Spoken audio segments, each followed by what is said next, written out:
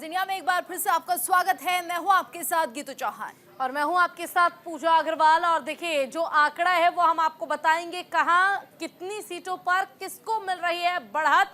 लेकिन फिलहाल news room में हमारे सहयोगी अभिषेक हमारे साथ जुड़े हुए हैं, उनका रुख करते हैं। अभिषेक। बिल्कुल, तो देखिए, हमने अभी तक स्थिति दिखाई है साउथ की और नॉर्थ ईस्ट की।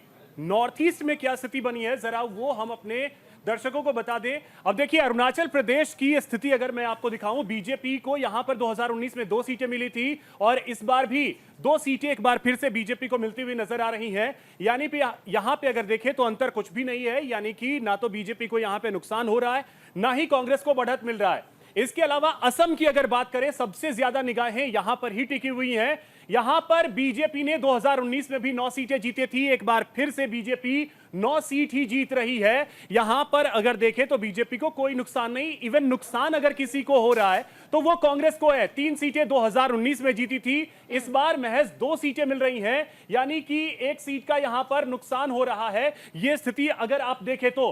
इसके अलावा अगर आप देखेंगी, AIUDF 1 सीट पिछले चुनाव में जीता था, यहां पर इस बार 2 सीट, यानी कि अगर आप देखें यहां पर 1 सीट का फायदा जो है वो होता हुआ नजर आ रहा है।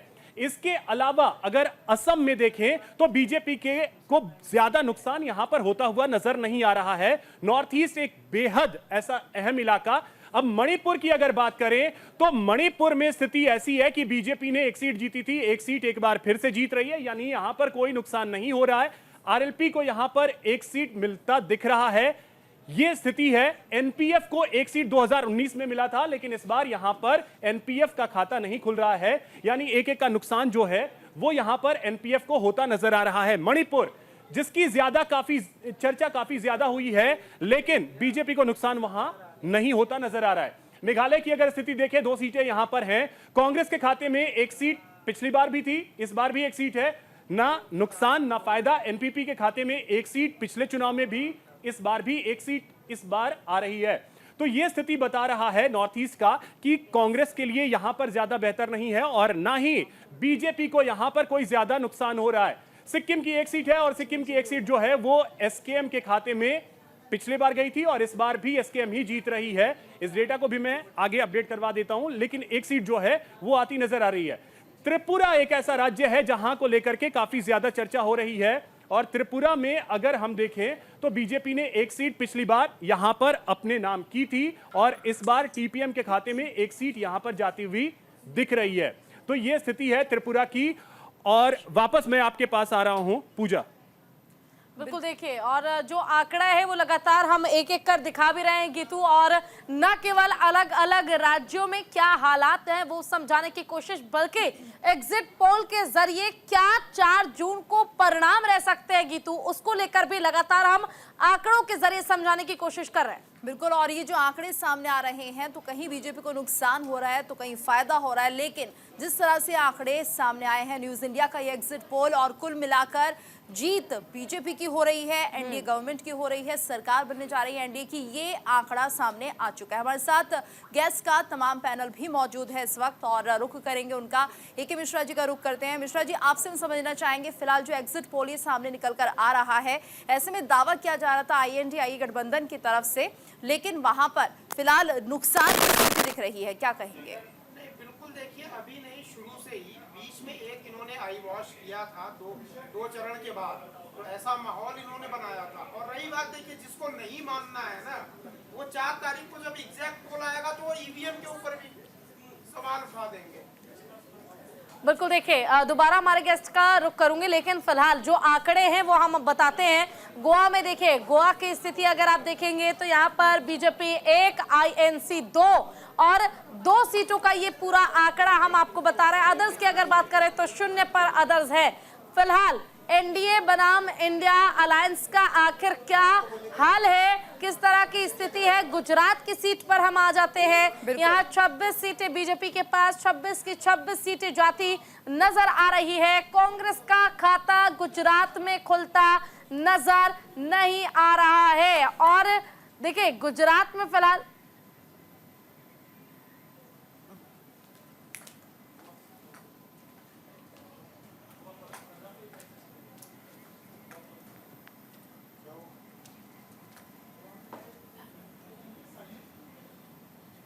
चले तो देखिए, गुजरात को लेकर हम आपको बता दें क्या आंकड़ा रहने वाला है, लेकिन उससे पहले गोवा की हम बात करेंगे। गोवा की 2 सीटें, और 2 सीटों में से अगर बीजेपी की हम बात करें तो बीजेपी के पास 1 और आईएनसी के पास भी सीट जो है वो जाती नजर आ रही है। और बीजेपी के पास फिलहाल गोवा में 0 सीटें हैं, यानी एक भी खाता नजर नहीं खुल रहा है। और कांग्रेस की पास 2 सीटें जाती नजर आ रही है। ये गोवा का आंकड़ा हम आपको बता रहे हैं। 2 सीटें हैं, दोनों ही सीटें कांग्रेस के खाते में जाती नजर आ रही है। बीजेपी का खाता गोवा में नहीं खुलने वाला है, ऐसा न्यूज इंडिया का एग्जिट पोल बता रहा है। और अब हम बात करते हैं गुजरात की। 26 सीटें बीजेपी के खाते में, 26 की 26 सीटें जाती नजर आ रही है। गोवा में हमने बात की तो वहां पर देखिए कांग्रेस का खाता खुला, लेकिन गुजरात में कांग्रेस का खाता नहीं खुलता नजर आ रहा है। यहां पर कांग्रेस की स्थिति खराब नजर आ रही है। भारतीय जनता पार्टी बीजेपी 26 की 26 सीटों पर जीत हासिल करेगी और सत्ता में काबिज होगी। गुजरात की अगर हम बात करते हैं तो गुजरात की 26 सीटों का समीकरण यह हम आपको बता रहे हैं कि 2024 में लोकसभा चुनाव में क्या कहते हैं परिणाम, क्या कहता है न्यूज इंडिया का ये एग्जिट पोल। गुजरात में 26 सीटें हैं और 26 की 26 सीटें भारतीय जनता पार्टी के खाते में जाती नजर आ रही है। कांग्रेस का खाता यहां पर नहीं खुलने वाला है। कांग्रेस के पास 0 सीट, एक भी सीट नहीं आएगी। कांग्रेस के पास 0 सीट जाती नजर आ रही है कांग्रेस के खाते में। गुजरात की अगर हम बात करें तो 26 सीटों पर भारतीय जनता पार्टी जीत दर्ज करेगी। ये न्यूज इंडिया का सर्वे बताता है, एग्जिट पोल बताता है। अब हम आ जाते हैं राजस्थान की सीट पर, और राजस्थान के 25 सीटों का, 25 लोकसभा सीटों का आंकलन आखिर क्या कहता है। देखिए, बीजेपी के पास 21 से 23 सीटें आ सकती हैं, कांग्रेस के पास 1 से 2 सीटें आ सकती हैं, अदर के पास 1 से 2 सीटें आ सकती हैं। यानी राजस्थान में जहां इस बार विधानसभा चुनाव में भी आपने देखा था परिवर्तन हुआ, कांग्रेस की सरकार थी और बीजेपी की सरकार विधानसभा चुनाव जीत गई। 25 सीटों पर बीजेपी 21 से 23 पर रह सकती है। अब बढ़ते हुए आगे मध्य प्रदेश की बात कर लेते हैं। मध्य प्रदेश के 29 लोकसभा सीटों पर समीकरण क्या रहने वाले हैं। देखिए, एग्जिट पोल बता रहा है भारतीय जनता पार्टी यहां पर 28 से 29 सीटें ले सकती है। कांग्रेस 1 सीटें ले सकती है, अदर के पास 0, यानी एक भी सीट अदर के खाते में जाती नजर नहीं आ रही है। मध्य प्रदेश के 29 में से 28 से लेकर 29 सीट पर भारतीय जनता पार्टी जीत दर्ज कर सकती है। और छत्तीसगढ़ की अगर हम बात करें तो छत्तीसगढ़ के 11 लोकसभा सीटों में से बीजेपी 10 पर, कांग्रेस 1 पर, अदर के पास 0, यानी भारतीय जनता पार्टी का आंकड़ा सीटों का यहां भी बेहतर ही नजर आता है। एक बार फिर से हमारे साथ न्यूज रूम से हमारे सहयोगी अभिषेक जुड़े हुए हैं। अभिषेक, ओवर टू यू।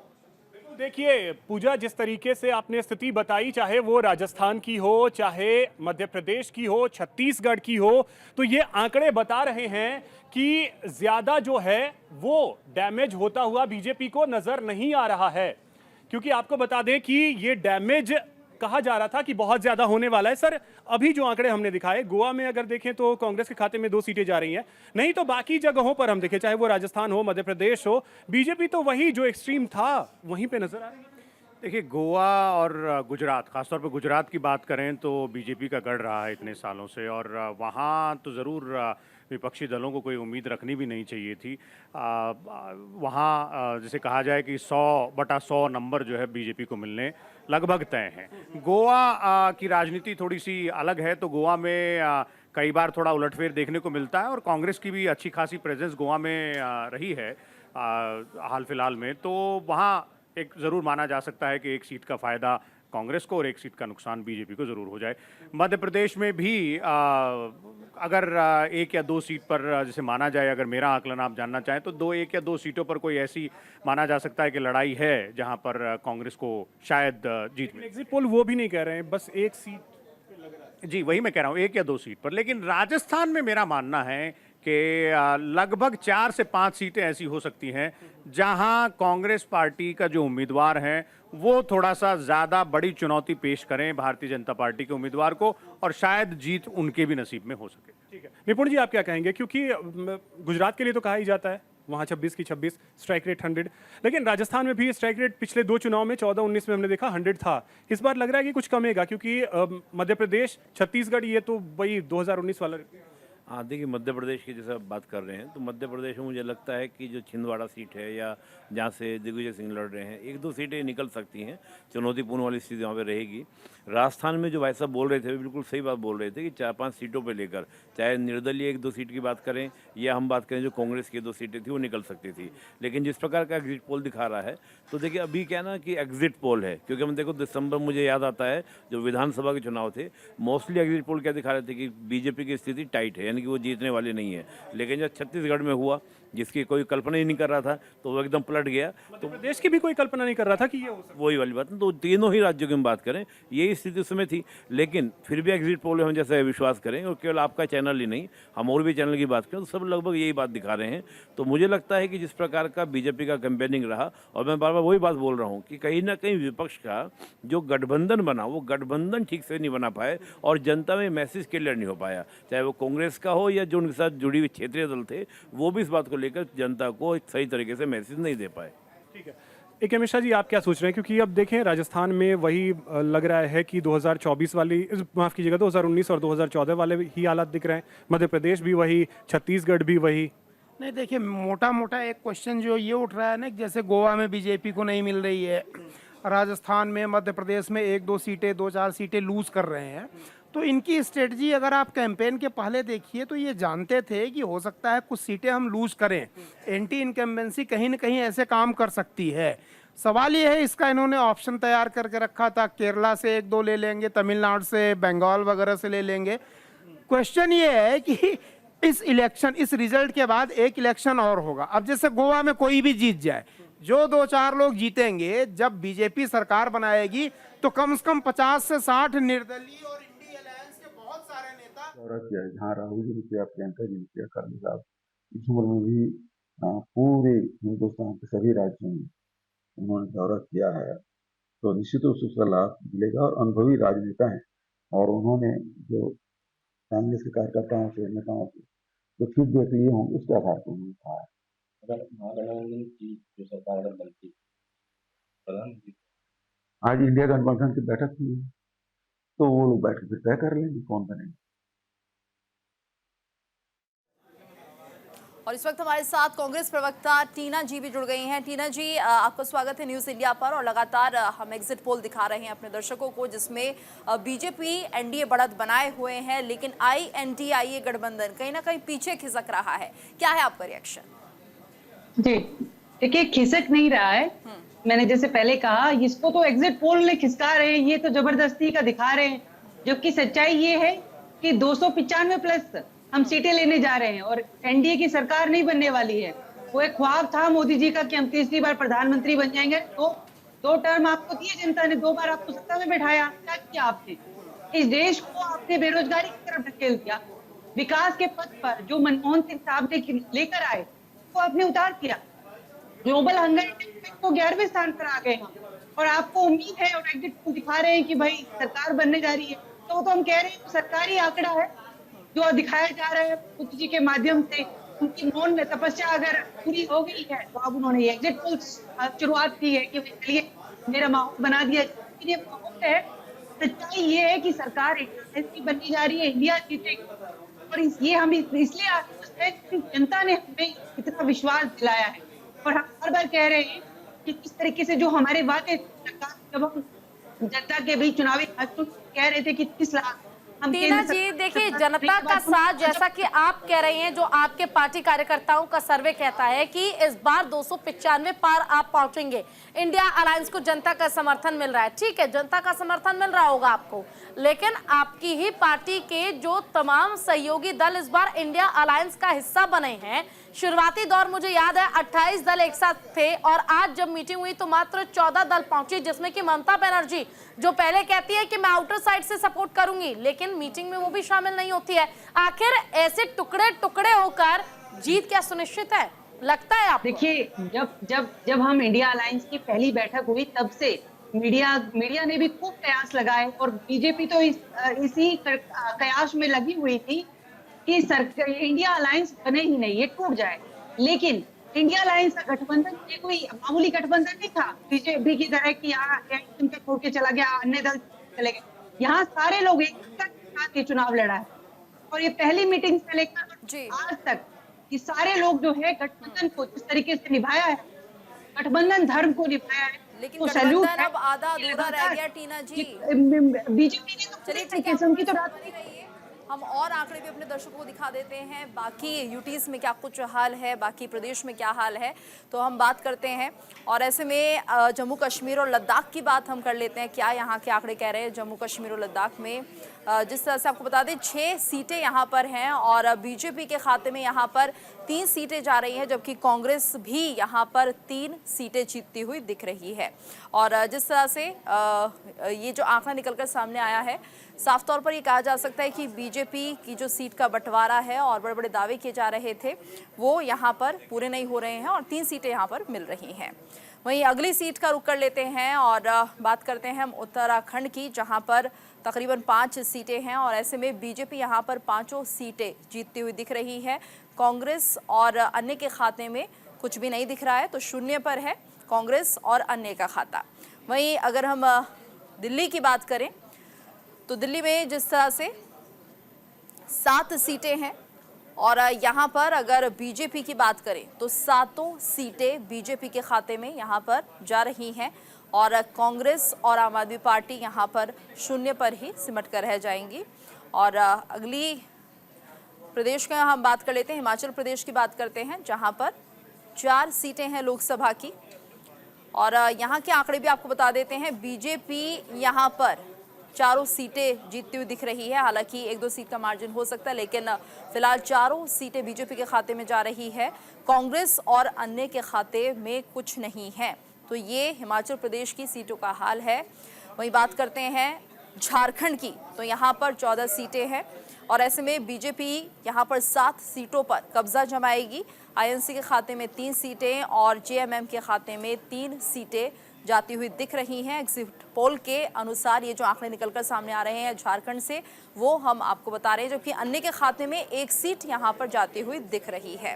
वहीं बात कर लेते हैं पंजाब की, जहाँ पर 13 लोकसभा सीटें हैं और ऐसे में पंजाब में क्या कुछ आंकड़ा है, क्या मिल रहा है बीजेपी को? तो 2 सीटें यहाँ पर मिल रही है बीजेपी को। आईएनसी के खाते में 6 सीटें जाएंगी और आम आदमी पार्टी को 2 सीटें यहाँ पर मिलेगी, जबकि एसएडी को यहाँ पर 3 सीटें मिलती हुई दिख रही हैं। तो ये आंकड़ा पंजाब का है। पंजाब की लोकसभा सीटों पर यहाँ हम देख रहे हैं किस तरह से बीजेपी 2 सीटें जीतती हुई दिख रही हैं। उड़ीसा की बात कर लेते हैं और उड़ीसा में अगर कुल सीटों की बात करें तो 21 सीटें हैं यहाँ पर और बीजेपी की बात करें तो बीजेपी के खाते में 13 से 14 की सीटें यहाँ पर जाती हुई दिख रही हैं, जबकि बीजेडी के खाते में 7 सीटें बताई जा रही हैं और कांग्रेस को यहाँ पर कुछ भी मिलता हुआ नहीं दिख रहा है, यानी शून्य पर कांग्रेस रह सकती है, जो एग्जिट पोल के नतीजे बता रहे हैं। तो ये पूरा आंकड़ा है और किस तरह से अगर हम बात कर लेते हैं स्टेट वाइज अगली सीटों की, और ये हम आपको लगातार बता रहे हैं आखिर क्या कुछ न्यूज़ इंडिया का एग्जिट पोल कह रहा है। हरियाणा की बात करते हैं तो हरियाणा में 10 सीटें हैं, बीजेपी के खाते में 5 जा रही हैं और कांग्रेस के खाते में 5 सीटें जा रही हैं और अन्य का खाता यहाँ पर खुलता हुआ फिलहाल नहीं दिख रहा है। ये एग्जिट पोल के जो नतीजे हैं वो बता रहे हैं। तो हरियाणा की इन सीटों पर बीजेपी और कांग्रेस आधी सीटों पर है, यानी कि 10 में से 5 सीटें बीजेपी के खाते में जाएगी और कांग्रेस के खाते में 5 सीटें जाती हुई दिख रही हैं। तो लगातार न्यूज़ इंडिया आपको एग्जिट पोल बता रहा है। प्रदेश की तरह से हम आपको समझाने की कोशिश कर रहे हैं आखिर कहां पर कौन सी सीटें बीजेपी जीत रही है, कहां कांग्रेस कब्जा जमा रही है। और एक बार फिर से मैं रुक करूंगी अपने सहयोगी अभिषेक का, जो आपको समझाएंगे आखिर और कैसे आंकड़े निकलकर एग्जिट पोल से सामने आ रहे हैं। अभिषेक, ओवर टू यू। बिल्कुल गीतू, तो देखिए जल्दी से मैं जरा ग्राफिक्स के जरिए ये भी समझाने की कोशिश करता हूं कि क्या स्थिति बन रही है। आप देखिए छत्तीसगढ़ के हालात ये हैं कि 2019 में जो आंकड़ा रहा था उसमें 9 सीटें बीजेपी के पास आई थी, इस बार 10 आ रही हैं, यानी बीजेपी गेन करती हुई दिख रही है। कांग्रेस को यहां पर नुकसान होता दिख रहा है, 2 सीटें 2019 में जीती थी, इस बार 1 सीट का यहां पर नुकसान हो रहा है। दिल्ली की बात करें तो दिल्ली में जो स्थिति पिछले चुनाव में थी वही स्थिति एक बार फिर से रह रही है। यहां पर कोई नुकसान बीजेपी को होता हुआ नहीं दिख रहा है, यानी कि 7 की 7 सीटें, यानी कांग्रेस और आपके साथ आने का कोई ज्यादा फायदा होता नहीं दिख रहा है। गोवा में अगर हम समझने की कोशिश करें तो बीजेपी को 1 सीट का नुकसान होता दिख रहा है, कांग्रेस को 1 सीट का यहां पर फायदा होता हुआ नजर आ रहा है। अगर हार जीत का अंतर आप देखें तो किस तरीके से बीजेपी यहां पर नुकसान में है। लेकिन सबसे अहम राज्य गुजरात की बात करें तो यहां पर फिर से वही स्थिति रहने वाली है जो पिछले 2 चुनाव में रहे, यानी 14 हो या 19 हो, 24 में भी बीजेपी 26 की 26 सीटें यहां पर जीत रही है। इसके अलावा हिमाचल प्रदेश की अगर बात करें तो यहां पर भी वही हाल है, स्ट्राइक रेट पूरी तरीके से है 100% अगर देखें तो बीजेपी 4 की 4 सीटें हिमाचल प्रदेश में भी जीत रही है। जम्मू कश्मीर की अगर बात करें, बहुत ज्यादा चर्चा हुई है, इसमें लद्दाख की सीट भी शामिल है। यहां पर बीजेपी के खाते में 3 सीट जाती हुई दिख रही है। जेकेएन जम्मू कश्मीर नेशनल जो अलायंस बना है वो 3 सीटें यहां पर जीतते हुए नजर आ रहा है। तो यह स्थिति जम्मू कश्मीर की है। झारखंड की अगर बात करें तो झारखंड में बीजेपी को बहुत बड़ा नुकसान होता दिख रहा है। 4 सीटों का नुकसान यहां पर हो रहा है। कांग्रेस को 2 सीट का फायदा और 2 सीट का फायदा जेएमएम को हो रहा है। आजसू को भी 1 सीट का फायदा यहां पर होता हुआ नजर आ रहा है। यह झारखंड की स्थिति है। 14 सीटें यहां पर आती है। 2019 में बीजेपी ने 11 जीते थे, इस बार महज 7 सीट बीजेपी यहां पर जीतती हुई नजर आ रही है। मध्य प्रदेश की अगर बात करें तो यहां पर बीजेपी के लिए फायदा होता हुआ दिख रहा है। 29 सीटें इस बार, यानी 29 की 29 सीटें जीतती हुई दिख रही है। कांग्रेस को 1 सीट का यहां पर नुकसान होता हुआ नजर आ रहा है। ओडिशा की अगर बात करें तो ओडिशा के लिए कहा जा रहा है कि बीजेपी को यहां पे जबरदस्त फायदा हो सकता है। ये देखिए +6 यानी 6 सीटें यहां पर बीजेपी गेन करती हुई दिख रही है। बीजेडी के लिए बहुत बड़ा नुकसान है। 5 सीटों का नुकसान यहां पर बीजेडी को होता हुआ नजर आ रहा है। कांग्रेस को भी 1 सीट वहां 2019 में मिली थी, इस बार खाता यहां नहीं खुल रहा है। यह ओडिशा की स्थिति है। पंजाब की अगर बात कर ली जाए तो यहां पर आप और कांग्रेस अलग अलग है, उसका फायदा शायद बीजेपी को हो। 2 सीटें वो यहां पर बचाती हुई नजर आ रही है। कांग्रेस 6 पर आ रही है। आम आदमी पार्टी के लिए अगर बात करें तो यहां पर फायदा होता हुआ दिख रहा है 2 सीटों का। शिरोमणि अकाली दल जो कि हमेशा से बीजेपी के साथ ही इस बार साथ नहीं है, तो उसको 1 सीट का फायदा यहां पर फिलहाल होता हुआ दिख रहा है। राजस्थान, बहुत ज्यादा चर्चा यहां की हो रही है। बीजेपी को यहां पर कोई ज्यादा नुकसान होता नजर नहीं आ रहा है। पिछली बार 24 सीटें जीती थी, आरएलपी बीजेपी के साथ थी पिछली बार, जिसकी वजह से 25 की 25 सीटें थी। इस बार आरएलपी कांग्रेस के साथ आ गई है। आरएलपी नागौर से हनुमान बेनीवाल जो हैं वो सांसद थे, 1 सीट वो अपनी बचा रहे हैं। कांग्रेस को 1 सीट मिलता हुआ यहां पर नजर आ रहा है। तो राजस्थान में भी ज्यादा असर अगर कहें तो कांग्रेस का नहीं है, जिसकी वजह से ज्यादा नुकसान बीजेपी को यहां पर होता हुआ नजर नहीं आ रहा है। यह मरुधरा की स्थिति है। उत्तराखंड में एक बार फिर से 5 सीटें जो वहां की हैं, 2019 में बीजेपी ने जीते थे, फिर 5 की 5 सीटें यहां पर जीतती हुई नजर आ रही है बीजेपी। तो ये अगर हम हालात देखें तो वो उत्तराखंड की है। अब जरा गेस्ट की ओर भी रुख करते हैं और समझने की कोशिश करते हैं। सर, अगर हम इस साइड की स्थिति देखें, चाहे वो मध्य भारत की हो, ओडिशा की तरफ चले जाएं, तो यह स्थिति दिखा रहा है कि बीजेपी के लिए ज्यादा नुकसान नहीं है, चाहे वो राजस्थान हो, मध्य प्रदेश हो, छत्तीसगढ़ हो। आप किसी भी स्टेट में जा रहे हैं, जो टॉप पे थी उसी टॉप पर बनी हुई दिख रही है। देखिए, आपकी बात बिल्कुल सही है। जहां तक मध्य प्रदेश की बात है, छत्तीसगढ़ की बात है, कोई नुकसान नहीं है। उड़ीसा में बल्कि शायद फायदा ही होता दिख रहा है भारतीय जनता पार्टी को। राजस्थान में, जैसे कि मैंने पहले कहा था, मैं फिर कहूंगा कि मुझे नुकसान होता दिख रहा है। लगभग 4 से 5 सीट का नुकसान तो है ही, क्योंकि आप 25 पे थे। देखिए, यहाँ क्या है कि ये वो राज्य हैं, खासतौर पर राजस्थान, छत्तीसगढ़ और मध्य प्रदेश, जहाँ पे 100/100 नंबर थे लगभग जो है भारतीय जनता पार्टी के पास। तो अगर एक भी कम होता है तो वो नुकसान में ही गिनती होगी। और मध्य प्रदेश में 2 सीटों पर, जैसे कि निपुण जी कह रहे थे, पिछली बार के 2 सीटों पर लड़ाई जरूर है, क्योंकि बड़े दिग्गज नेता हैं। अब वहाँ क्या नतीजा आता है ये बात अलग है, लेकिन लड़ाई 2 सीटों पर है और कड़ी लड़ाई है। ऐसे ही राजस्थान में जो शेखावटी का इलाका है, वहाँ लगभग 4 से 5 सीटें ऐसी हैं जहाँ पर जैसे कहा जाए कि कांग्रेस के जो उम्मीदवार हैं उन्होंने ठीक ठाक तरीके से चुनाव लड़ा है। 1-2 निर्दलीय उम्मीदवार हैं जिन्होंने बहुत, रविंद्र भाटी जी, रविंद्र भाटी हैं, 1 आधा और निर्दलीय उम्मीदवार है। तो ये कुछ 4 से 5 सीटें जिनकी बात कर रहा हूँ। लेकिन कोलेटरल डैमेज जिसकी कहा जा रहा था, बहुत बड़ा डैमेज है, वो नहीं दिख रहा है। देखिए, इस इलाके में तो कोई बहुत बड़ा डैमेज नहीं दिख रहा है, लेकिन बात फिर मैं वही घूम फिर के आती है कि अगर आपको किसी एग्जाम में पहले टर्म में 100 नंबर मिले हैं और दूसरे टर्म में 98 मिल जाते हैं, तो 2 तो कम हुए आपके। ठीक है, निपुण जी, क्या यही स्थिति है? नहीं, देखिए बिल्कुल सही बात है, जैसे भाई साहब बता भी रहे थे। और मैं देखिए क्या ना, तीसरी बार सरकार रिपीट हो रही है। बहुत सारे मुद्दे हो सकते थे नाराजगी के, लेकिन उस तरह का प्रभाव देखने को नहीं मिल रहा है। और मैं बार बार इस बात को बोल रहा हूँ कि ना तो लहर थी, ना तो आपका सत्ता के पक्ष में लहर थी, ना विपक्ष में लहर थी। उसी को उन्होंने मेंटेन किया, जो मेंटेन करते हुए दिख रही है गठबंधन। बिल्कुल, एनडीए गठबंधन बहुत अच्छे से मेंटेन भी करेगी, मुझे तो लगता है और बढ़ोतरी होगी। और हमारी दोनों सीटें बागपत भी और बिजनौर भी बहुत अच्छे मार्जिन से जीतेंगे अभिषेक जी। और 4 तारीख को इसका निर्णय आपके सामने भी होगा। और राष्ट्रीय लोकदल की दोनों सीटें जीतने का मैं तो पहले से ही बिल्कुल विश्वास में हूँ। और जब मतदान हुआ था हम तभी से बिल्कुल भरोसा कर रखे थे, वो आश्वस्त थे कि ये सीटें दोनों अच्छे मार्जिन से हम जीतेंगे। सर, आपको लग रहा है कि यही स्थिति रहने वाली है? नहीं, हम थोड़ा सा इससे सहमत नहीं कि राजस्थान में थोड़ा सा परिस्थितियाँ दूसरी हैं। और मैं बता दूं कि राजस्थान के मुख्यमंत्री भजन लाल शर्मा और मध्य प्रदेश के मुख्यमंत्री मोहन यादव, इन दोनों के लिए लिटमस टेस्ट भी है, क्योंकि ये दोनों बिल्कुल नए हैं। शिवराज सिंह चौहान को साइडलाइन किया गया और राजस्थान में जो है वसुंधरा राजे सिंधिया को साइडलाइन किया गया। ठीक है अभिषेक, दोबारा रुक करूंगी आपका, लेकिन इस बीच एक सामने हमारे बयान आया है देहरादून से बीजेपी के प्रदेश अध्यक्ष। सुनिए क्या कुछ कहना उनका।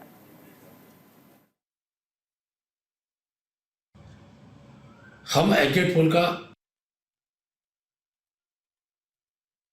सम्मान करते हैं।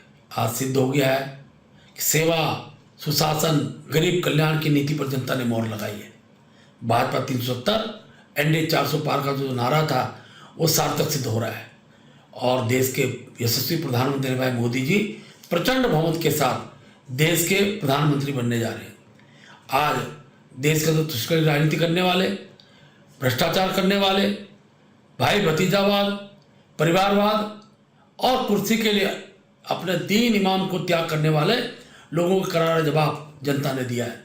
4 तारीख को देश के अंदर एक ऐसी सरकार बनने जा रही है जिस पर जनता का अथाह विश्वास है, जो देश के विकास के लिए रात दिन प्रयासरत है।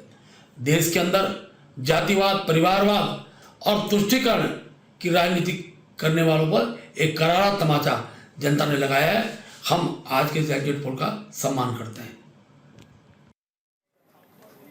और यहाँ पर वक्त तो चला एक छोटे से ब्रेक का, जल्द हासिल होंगे, आप बने रहिए हमारे साथ। ब्रेक के बाद आपका स्वागत है और आप देख रहे हैं न्यूज इंडिया पर एग्जिट पोल। और इस वक्त बड़ी खबर आ रही है, प्रधानमंत्री मोदी का एक्स पर पोस्ट आया है। उन्होंने कहा, मैं हर एनडीए कार्यकर्ता की तारीफ करता हूं, हमारे कार्यकर्ता हमारी सबसे बड़ी ताकत है। मतदाताओं ने भीषण गर्मी में मतदान किया और इंडी गठबंधन को जनता ने नकार दिया है। बिल्कुल, तो देखिए प्रधानमंत्री नरेंद्र मोदी ने एक पोस्ट किया है एक्स पर, जिसमें उन्होंने कहा है कि मैं एनडीए के सभी कार्यकर्ता का धन्यवाद करता हूं, मेरे कार्यकर्ता ही मेरी ताकत है। इंडिया गठबंधन जातिवाद, संप्रदाय और भ्रष्ट है। इंडिया गठबंधन पर निशाना साधा है पीएम मोदी ने अपने एक्स पोस्ट पर। और उन्होंने साफ तौर पर कहा कि इंडिया गठबंधन जातिवाद, संप्रदाय और भ्रष्ट है। मैं हर एनडीए कार्यकर्ता की तारीफ करता हूं, हमारे कार्यकर्ता हमारी सबसे बड़ी ताकत है। मतदाताओं ने भीषण गर्मी में मतदान किया है। बिल्कुल, पीएम मोदी का एक्स पर ये पोस्ट सामने आया है और कहा कि मैं हर एनडीए कार्यकर्ता की तारीफ करता हूं, हमारे कार्यकर्ता हमारी सबसे बड़ी ताकत है। मतदाताओं ने भीषण गर्मी में भी मतदान किया है। इंडी गठबंधन को जनता ने नकार दिया है। इंडी गठबंधन जातिवादी, सांप्रदायिक और भ्रष्ट है। तो साफ तौर पर प्रधानमंत्री मोदी ने विपक्ष पर निशाना साधते हुए, इंडी गठबंधन पर निशाना साधते हुए एक्स पर पोस्ट कर ये बात कही है।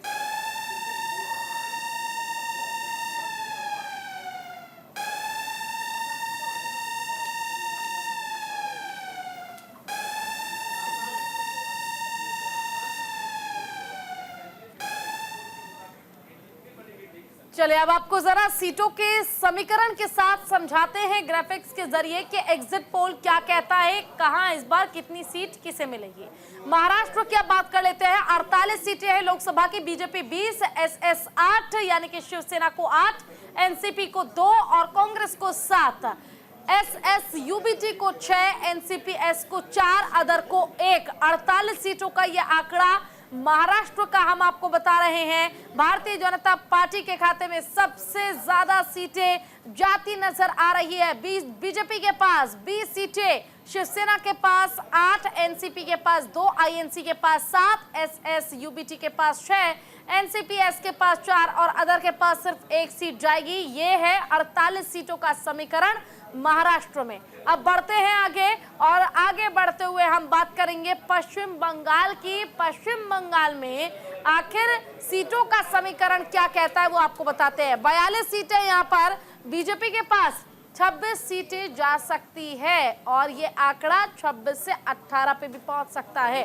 टीएमसी के पास 13 सीटें जा सकती हैं और कांग्रेस के पास 2, सीपीएम के पास 1 और इसी के साथ ज्यादा सीटें पश्चिम बंगाल में भी भारतीय जनता पार्टी को मिल रही है। 42 में से 26 सीटें भारतीय जनता पार्टी के पास और टीएमसी के पास मात्र 13 सीटें। जीत का दम भर रही ममता बनर्जी के लिए यह बड़ा झटका हो सकता है। अगर हमारा एग्जिट पोल सटीक रहा तो ये एक बड़ा झटका ममता बनर्जी के लिए होगा। बीजेपी को 26 सीटें मिलती नजर आ रही है, 42 में से टीएमसी को 13, कांग्रेस को 2, सीपीएम को 1 सीट मिल रही है। अब आगे बढ़ते हुए हम बात करेंगे बिहार के 40 लोकसभा सीटों की। 40 सीटों पर आखिर किसको कितनी सीटें मिल रही है। भारतीय जनता पार्टी को 17 सीटें, जेडीयू को 12 सीटें, एलजेपीआर को यानी चिराग पासवान की पार्टी को 5 और आरजेडी को 3, कांग्रेस को 2, सीपीआई को 1 यानी कुल मिलाकर यहां भी भारतीय जनता पार्टी की सीटों में इजाफा हो रहा है। बीजेपी और जेडीयू को मिला के अगर हम बात करें तो देखिए यहां पर जीत दर्ज करेंगे। अनुरोध जी हमारे साथ जुड़ गए हैं, बीजेपी प्रवक्ता है। अनुरोध जी, सबसे पहले तो आपका बहुत बहुत स्वागत है न्यूज इंडिया पर। अनुरोध जी, देखिए जिस तरह से लगातार महाराष्ट्र की हमने बात की बिहार की और पश्चिम बंगाल की। पश्चिम बंगाल में हमारा एग्जिट पोल कहता है कि इस बार भारतीय जनता पार्टी को सीट की बढ़त होगी, 26 सीटें मिल सकती है। क्या लगता है पश्चिम बंगाल में क्या स्थिति ठीक रहेगी? देखिए, मैंने आप लोगों के साथ बहुत डिबेट किया और हर डिबेट में यही मैं बोलता आया शुरू से कि भारतीय जनता पार्टी लेट मोदी जी की गवर्नमेंट, हम लोग पश्चिम बंगाल में, उत्तर प्रदेश में या भारत के हर हिस्से में जितनी हमारी करंट सीट है उसको रिटेन करेंगे और उन सीटों की संख्या को बढ़ाएंगे, वोट परसेंट को भी बढ़ाएंगे। तो 370 का जो नारा है हम लोगों का कि 370 पार भारतीय जनता पार्टी और 400 पार एनडीए, ये डेफिनेटली होने जा रहा है। जो आप आज सर्वे दिखा रहे हैं, ये सेलिब्रेशन 4 जून की शाम को बहुत स्पष्ट क्लियर हो जाएगा। क्योंकि प्रोबेबिलिटी में होता क्या है कि जब जिस तरफ ट्रेंड बढ़ता है उसी तरफ बढ़ता चला जाता है। 12 बजे तक जब चुनाव का नतीजा जिस तरफ बढ़ता है उस तरफ बढ़ता चला। जैसे गोवा में आप सीटें 2 कम दिखा रही हैं, राजस्थान में ये सारी सीटें रिटेन होंगी, एक भी सीटें इसमें कम, क्योंकि गोवा में तो मैं खुद काम करके आया हूँ, तो कोई भी सीटें रिटेन सारी सीटें होनी है। और मैं बार बार कह रहा था कि डिलीवरेबल कमिटमेंट मोदी जी का, स्केलेबिलिटी, स्पीड, जितने योजनाएं हैं, जो बड़े कमिटमेंट्स करके आए थे, चाहे राम मंदिर को लेके, चाहे 370 को लेके, चाहे छोटी छोटी योजना को लेकर प्रधानमंत्री आवास योजना हो, चाहे शौचालय हो, चाहे उज्ज्वला हो, जितनी ये योजनाएं थी उसमें कमिटमेंट लेके जो हम लोग आए थे। तो और ये लोग चुनाव लड़ रहे थे, सिर्फ मोदी जी को गाली देना, 11 बजे सो के उठना और उसके बाद में इनका अलायंस। मैं बार बार डिबेट में कहता था कि आप टीएमसी को देखिए, पश्चिम बंगाल में कम्युनिस्ट पार्टी साथ में चुनाव लड़ रहे हैं टीएमसी का अगेंस्ट में, पंजाब में आम आदमी के पार्टी का अगेंस्ट चुनाव लड़ रहे हैं और दिल्ली में साथ में लड़ रहे हैं, केरल में कम्युनिस्ट पार्टी का अगेंस्ट चुनाव लड़ रहे हैं। तो इनके जनता के भी, इनके ही बीच में कंफ्यूजन था जनता को। और हम लोगों का मोदी जी के नेतृत्व में डिलीवरेबल कमिटमेंट, काम की स्केलेबिलिटी, स्पीड, योजनाएं और जो हमारे पास बड़े कमिटमेंट। बिल्कुल, यानी अनुज जी आप ये कह रहे हैं बिखरा हुआ गठबंधन, 370 हो जी, बिखरा हुआ गठबंधन कोई ऑप्शन नहीं दे पाया जनता को, जिसके बाद इस तरह के नतीजे एग्जिट पोल के जरिए सामने आ रहे हैं। और आइए सुन लेते हैं नाना पटोले क्या कुछ कह रहे हैं एग्जिट पोल के बाद। लोकसभा के चुनाव में नरेंद्र मोदी वर्सेस इस देश की जनता, भाजपा विरोध में इस देश की जनता, ऐसा ही ये चुनाव का लोगों की भूमिका थी। और इंडिया आघाड़ी के साथ पूरे देश की जनता एक तरफा खड़ी थी। और इसलिए जो भी एग्जिट पोल आज दिखाए जा रहे होंगे उस पर न जाते हुए हमारी भूमिका स्पष्ट है कि आखिरी लोकतांत्रिक व्यवस्था में, जनतांत्रिक व्यवस्था में जनता का कौल ही ये सबसे बड़ा होता है। और जब 4 तारीख को रिजल्ट आएंगे तो इंडिया आघाड़ी की जो तादाद होगी वो 300 के ऊपर इंडिया आघाड़ी के सांसद चुन के देश में आएंगे। चले न्यूज रूम का रुख कर लेते हैं। हमारे सहयोगी अभिषेक लगातार जुड़े हुए हैं, पल पल का अपडेट आपको दे रहा है अभिषेक। बिल्कुल, तो देखिए पूजा की जिस तरीके की स्थिति, चाहे वो महाराष्ट्र हो, पश्चिम बंगाल हो या बिहार हो, बिहार में भी ज्यादा नुकसान होता हुआ नजर नहीं आ रहा है बीजेपी को खास तौर पे। वहीं अगर पश्चिम बंगाल की बात करें तो जबरदस्त तरीके से वहां पर गेन करती हुई दिख रही है। सीधे मिश्रा जी आपके पास आ रहा हूं, पिछली बार आपके पास नहीं आ पाया था। क्या पश्चिम बंगाल में जिस तरीके से गेन हो रहा है, एग्जिट पोल को अगर सही माने तो मतलब बम्पर जीत मिल रही है बंगाल में? देखिए, विपक्ष को या जो सुधीजन है, बुद्धिमान है, उनको बहुत पहले समझ में आ जाना चाहिए था। सालों पहले इन्होंने उस एरिया में काम करना शुरू कर दिया जहां आरएसएस या बीजेपी कभी गई नहीं थी। साउथ इंडिया हो गया, बंगाल में तो ये पिछले 10 साल से ग्राउंड पे संघर्ष कर रहे हैं। तो ये रिजल्ट एक्सपेक्टेड थे। हम लगातार एनालिसिस करते रहे हैं आप लोगों के साथ कि जो इनको लॉस होगा, जैसे कुछ लोग बोल रहे हैं राजस्थान में 1-2-4 सीटों का, कुछ इधर से गोवा से, वो इधर से कवर करेंगे। बची कुची एक रणनीति और होगी, मैं आपको बताऊं। 12 बजे तक अगर ये क्लियर होता है कि बीजेपी सरकार बना रही है, सारे निर्दलीय नॉर्थ ईस्ट के जो 1-2 छोटे जीते हैं, इंडी अलायंस के बहुत सारी पार्टियों के जिनका अकेले कोई वजूद नहीं है, जब उनको दिखेगा भाई हमें उधर एक गिलास पानी भी नहीं मिल रहा है सरकार ने, वो सब छोड़ छाड़ करके यहाँ आ जाएंगे, बीजेपी में आ जाएंगे। तो कम से कम 50, 60, 100 सीटों का और गेन बीजेपी को होगा, जो बाद में बिना किसी शर्त के समर्थन दे देंगे। ठीक है इस पॉइंट को भी ध्यान रखें। सर, क्या लगता है कि जैसे जो नुकसान दिख रहा था, चाहे वो राजस्थान में 1-2 सीटों या 3-4 मैक्सिमम 5 सीटों का अगर नुकसान हो रहा है, बाकी जगहों पे अभी जो हमने देखा है ज्यादा नुकसान तो हो नहीं रहा है। महाराष्ट्र में अगर 2-4 सीटों का नुकसान हो रहा है तो वो ओडिशा से पूरा हो रहा है, पश्चिम बंगाल से पूरा हो रहा है। नहीं, ये तो मैंने आपको शुरुआत में कहा था कि जो भी सीटें कम रही है डिसाइड करेगा आपको बंगाल, उड़ीसा, तेलंगाना और आंध्र प्रदेश, ये 4 स्टेट मेन है जहाँ से पता देखना है कि बीजेपी 4 तारीख को कितना गेन कर पाती है, नहीं कर पाती है। दूसरा मैं बंगाल की चीज़ में बोलूँगा। बंगाल के में एक सबसे बड़ा प्रॉब्लम क्या है कि जो सत्तारूढ़ दल है, ममता बनर्जी की सरकार है, वो कंसोलिडेट सब जरूरत से ज़्यादा कर जाती है मुस्लिम वोट पे, जितना करने की जरूरत नहीं है क्योंकि मुस्लिम वोट उनको मिलना ही मिलना है। लेकिन आप इतना जरूरत से ज़्यादा जब कंसोलिडेट करते हैं मुस्लिम वोट के ऊपर तो उसका सोसाइटी में एक ऑटो रिएक्शन हो जाता है। ऑटो रिएक्शन है कि सामने की जो कम्युनिटी है वो भी फिर गोलबंद होना शुरू हो जाती है। इस चक्कर में वहाँ पे जो वोट का पोलराइजेशन जरूरत से ज़्यादा हो जाता है, जो कि होना नहीं चाहिए आमतौर पर इलेक्शन के बीच में।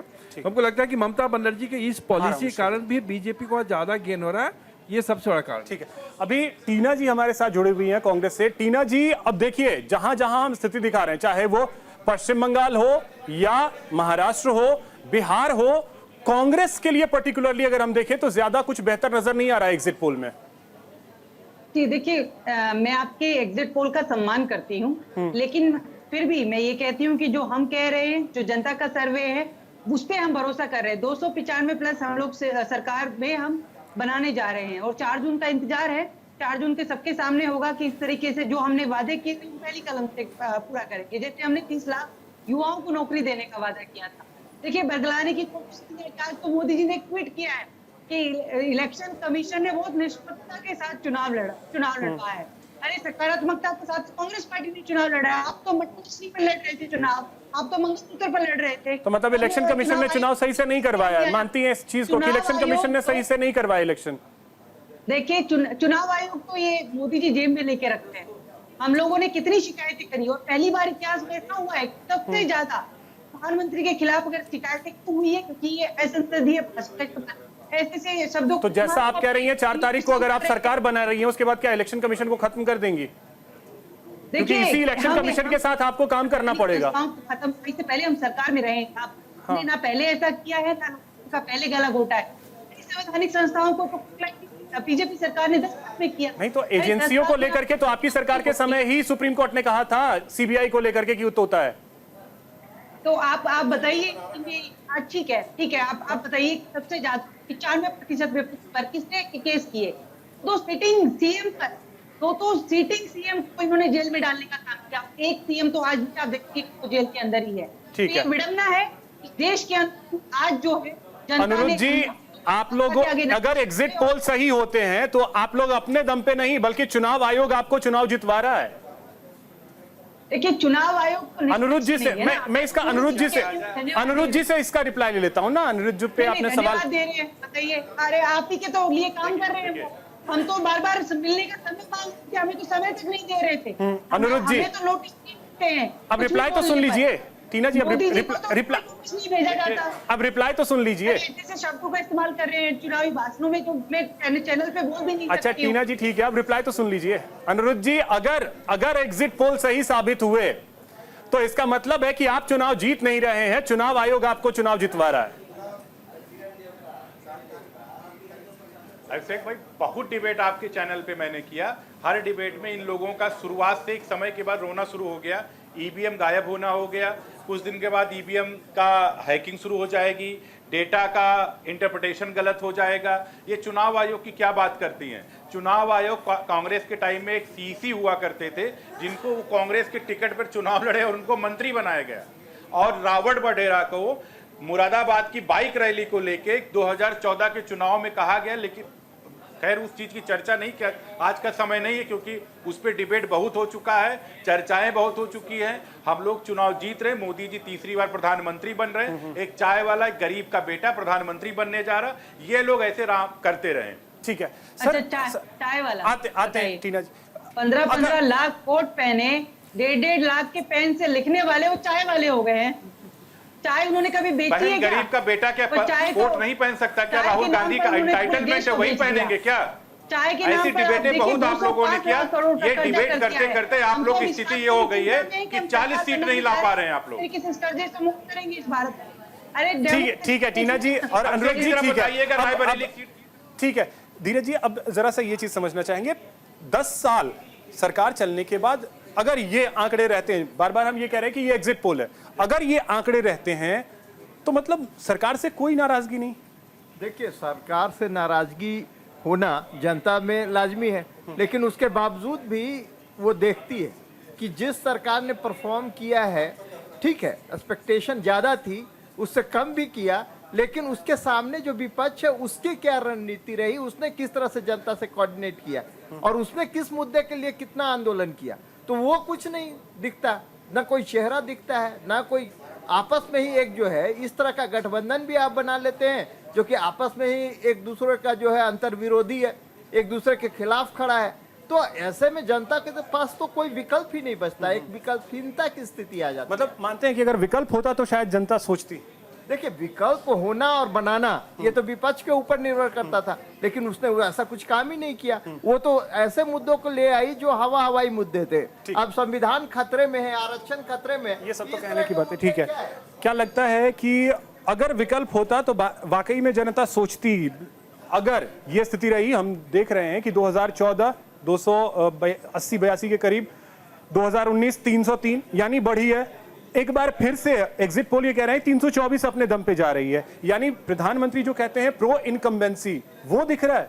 देखिए अभिषेक जी, अभी जैसे भाई साहब बोल भी रहे थे, बिल्कुल सही बात बोल रहे थे। देखिए, विपक्ष के पास क्या करना था कि मुद्दे जो थे, जो नाराजगी थी, उसको भुनाना था, लेकिन वो भुना नहीं पाए। क्यों नहीं भुना पाए? एक तो गठबंधन उस प्रकार से मजबूत नहीं था, दूसरा क्या था कि जो आपस में कहीं तो साथ में लड़ रहे हैं, कहीं बार विरोध में लड़ रहे हैं, ये वाला मुद्दा था। बात क्या थी कि मोदी जी इतना अड़िग निर्णय लेने वाला चेहरा, एक पार्टी का बहुत मजबूत निर्णय लेने वाला, दूसरी ओर चेहरा तक तय नहीं है, नेतृत्व तय नहीं है। तो आज का जो यूथ है वो चाहता है कि देश आगे बढ़े और एक ऐसा देश बढ़े जिसमें सरकार जो है डिसीजन लेने सक्षम हो, वो बीजेपी देने को तैयार है। अगर विपक्ष इस प्रकार के मुद्दे करता, कॉमन एजेंडा लेकर आता, पहले से आते, आप देखिए जब योगी जी की 40 रैली हो चुकी है यूपी के अंदर, तब तो इनकी रैलियां शुरू हो रही हैं। जितनी मोदी जी रैली आएंगे, उत्तर प्रदेश पे भी आएंगे। जी बिल्कुल, और यानी कि ये देखिए, इंडिया गठबंधन की तैयारी पूरी नहीं थी, शायद ये भी एक बड़ा कारण रहा है। इस बीच एक बड़ी खबर आपको बता देते हैं, छत्तीसगढ़ बीजेपी के प्रदेश अध्यक्ष किरणदेव सिंह ने हमारे संवाददाता प्रदीप नामदेव से खास बात की है एग्जिट पोल को लेकर, और क्या कुछ उन्होंने कहा है, ये जरा सुन लीजिए। आज देश में लोकसभा चुनाव शांतिपूर्ण तरीके से संपन्न हुआ। ये हमारे साथ मौजूद हैं किरण सिंह देव जी। सर, छत्तीसगढ़ में 11 लोकसभा सीटें हैं, 11 में से क्या लगता है आपको सर, कितनी सीटें इस बार आ रही हैं आपकी? देखिए, विधानसभा चुनाव के परिणाम आने के तुरंत बाद से ही और भारतीय जनता पार्टी छत्तीसगढ़ प्रदेश और सभी 11 की 11 सीट को जीत के लक्ष्य के साथ आगे बढ़ रही थी। निरंतर दिन रात हमारे सभी वरिष्ठ नेताओं ने, हमारे सभी कार्यकर्ताओं ने इस ओर प्रयास किया, इसको लक्ष्य को भी बना के रखा था। और जो सूचना समाचार सभी लोकसभा क्षेत्रों से या हमारे कार्यकर्ताओं के माध्यम से या अन्य माध्यमों से प्राप्त हो रही है, निश्चित रूप से 11 की 11 सीट जीत के लक्ष्य को लेकर हम चले थे और उसमें सफलता प्राप्त होगी। पूरे प्रदेश का दौरा किया और हर बार कहीं ना कहीं 1 या 2 सीट चूक जाती है भाजपा। इन सीटों पर किस तरीके से इस बार फोकस किया गया और क्या कुछ नया रहा इस बार? नहीं, इस पर योजना बनाकर और रणनीति के अनुसार उस पर काम किया गया है। इसीलिए मैं कह रहा हूँ कि जो 2 सीटें पिछले लोकसभा चुनाव में हम नहीं जीत पाए थे, उसको मिलाकर भी हम 11 की 11 सीट जीत। कांग्रेस भी कह रही है कि हर बार से इस बार ज्यादा सीटें जीतेंगे हम। नहीं, कांग्रेस वो तो चुनाव में जो भी दल जाता है, राजनीतिक दल, वो उसका ये मानना रहता ही है, वो अपनी बात कहते ही हैं। मुझे इस पर टिप्पणी नहीं करनी, लेकिन मैं अपनी बात कहता हूँ कि हमने मेहनत की है, जनता का मोदी जी के ऊपर विश्वास है, उनकी कल्याणकारी योजनाओं पर विश्वास है। एक पारदर्शी सरकार 10 सालों में, और पूरे देश ने देखा है किस तरीके से गरीब कल्याण के लिए योजनाएं बनाई जाती हैं। न सिर्फ योजनाएं बनाई जाती हैं बल्कि उनका क्रियान्वयन भी किया जाता है।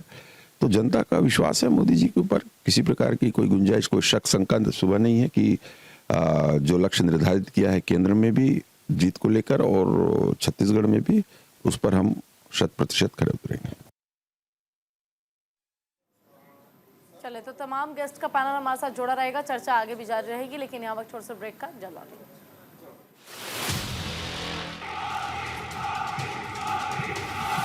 अब की बार 400 पार। दुनिया की कोई भी शक्ति इस किताब को नहीं छू सकती है। आप हमको बंद करके नहीं रख सकते हैं कि हमको भी झुकता नहीं है। अपना पूरा जीवन सब कुछ मैंने अपने देश के लिए न्यौछावर किया हुआ है।